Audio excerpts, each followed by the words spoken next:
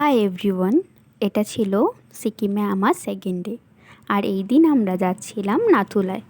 আমরা প্রায় গাড়িতে আধ ঘন্টা বসেছিলাম শুধুমাত্র পারমিশনের জন্য। এই দিন ওয়েদার এত খারাপ ছিল, বাইরে পুরো সাদা কুয়াশায় ঢেকে গেছিলো।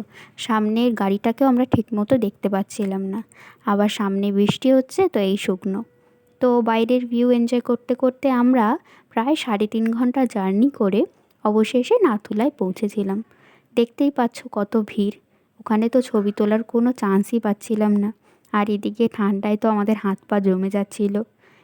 এরপর আমরা সবাই মিলে উপরে গিয়েছিলাম সুন্দর একটা ভিউ দেখার জন্য, কিন্তু সাদা কুয়াশা ছাড়া কিছুই দেখা যাচ্ছিল না। তাই আমরা তাড়াতাড়ি আবার নিচে নেমে এলাম। এরপর আমরা নাথুলা থেকে বেরিয়ে একটু চা খেয়েছিলাম, আর সাথে একটু ম্যাগিও নিয়েছিলাম। এবং আমরা সেদিন ঝাঙ্গু লেক আর বাবা মন্দিরেও গিয়েছিলাম। So that's it for today.